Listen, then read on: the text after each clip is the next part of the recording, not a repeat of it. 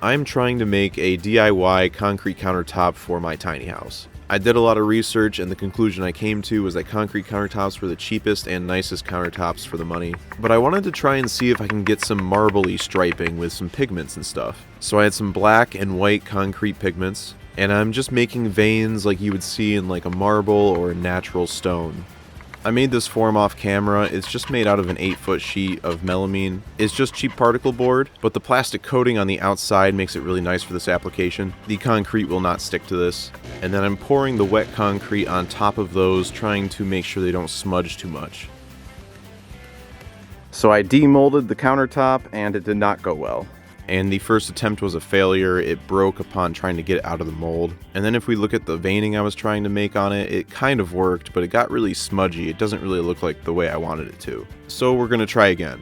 This time, instead of concrete pigment, I'm going to try using tile grout. I feel like it'll smudge less.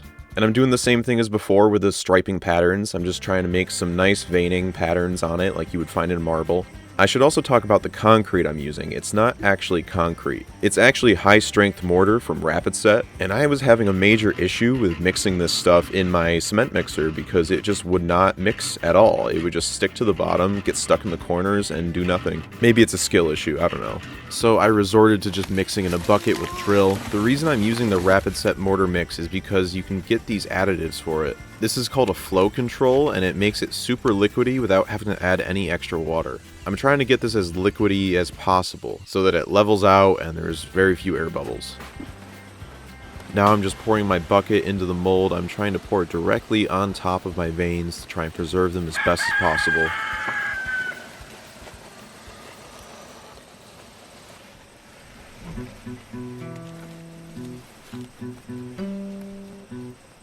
I was using this 2x4 to help spread it and just shake it and, try and get all the air bubbles out. So this is attempt number 2 for concrete countertops.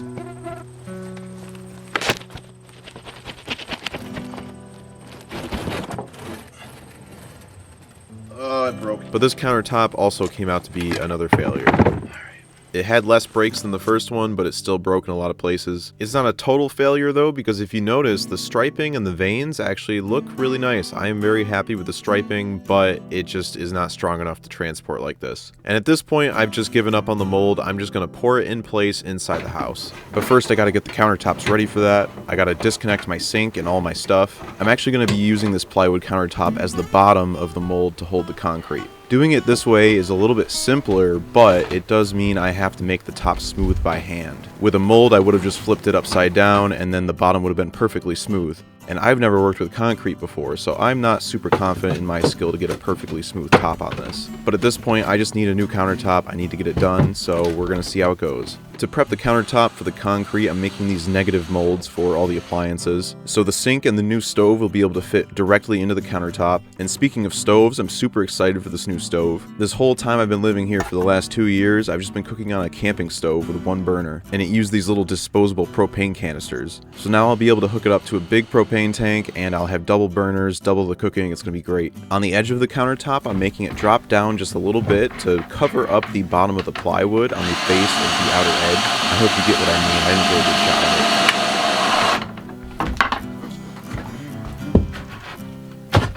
it. Oh, perfect fit. Perfect.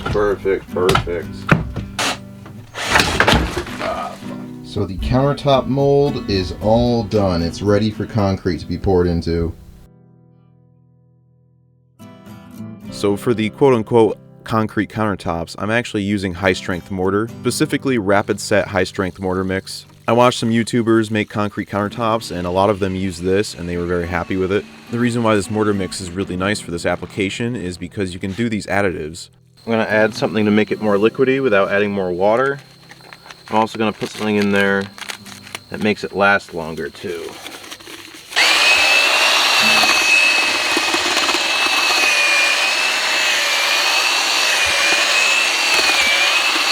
See it getting soupier?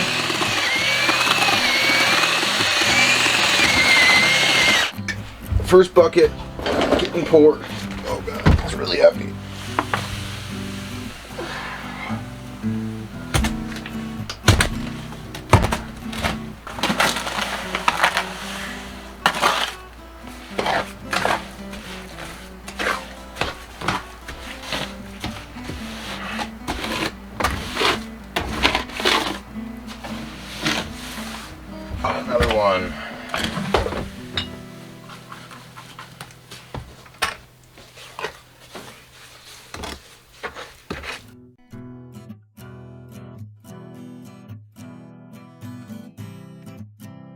Like I said earlier, I was really worried that I wouldn't be able to make the top of the countertops perfectly smooth, and I was right to worry about that because this was really hard. I still could never really get it as liquidy as I wanted for it to just level out and make itself smooth. So I was just doing my best with this tool here, but I was kind of failing. I was just scraping and trying to get this perfect for the entire time it was workable. In the end, I think I got a pretty good surface, but it's definitely not perfect. So after the concrete's dried later that night, I tested putting in the sink to make sure it fit nice, and I forgot that the sink had rounded corners, so there's a little cutout here at the end I'll have to fix later. But it fit pretty good, and I'm just putting all this stuff back together so I can get my water again. Now I had to take out the stove negative mold, and this was a giant pain. I really designed this very poorly. I did not design it well to be easily taken out.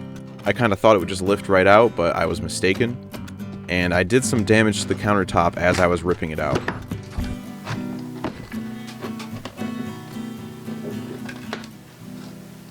That's a big piece.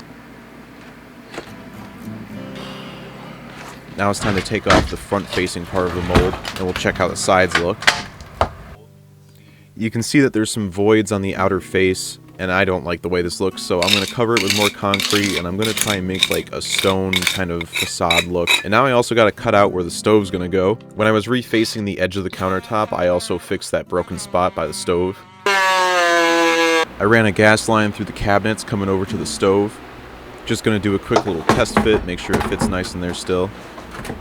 Dio came over to lend a hand, but this is kind of a one-man job. I got this really cheap Chinese stove off Amazon. It runs on propane. An electric stove would just be a huge drain on the batteries, so that's why I went with propane. And in the future, I'd really like to try something called biogas, where you pretty much turn your food scraps and poop into cooking gas. Over the past 2 years, this wall's gotten pretty beat up with squishing bugs on it and getting food all over it, so I'm giving it a quick little repaint. You can also see that big circle. That was left there by my cast iron skillet resting on the wall because I just put a nail in the wall and hang it up there, and I don't want to have that happen again. So I'm putting up these wood strips this time, and I'm going to hang all the pans and stuff from this, and hopefully that'll keep all the pans off the wall and prevent the wall from getting so dirty. And now with this strip of wood, I can just put another nail or hanger anywhere on it I want to if I need to hang more stuff in the future.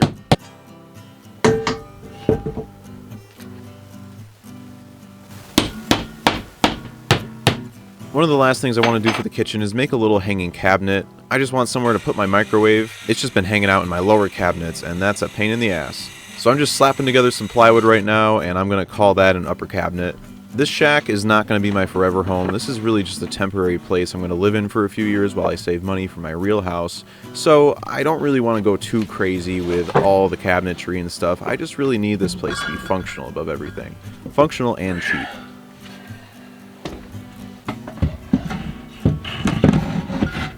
The lower cubby here is going to be for the microwave, and the upper one is just going to hold whatever. I just really need more storage in here. There is not enough. I feel like I'm just piling stuff on top of other stuff. But here's the final product. I think they came out pretty good. It's definitely way better than my old countertops, and the kitchen is way more functional now. I'd say the kitchen is about half done. I still need to make cabinet doors, put a backsplash behind the sink and the stove, and make a pantry. And thank you to all my patrons. Do drugs, drive fast, leave the Matrix.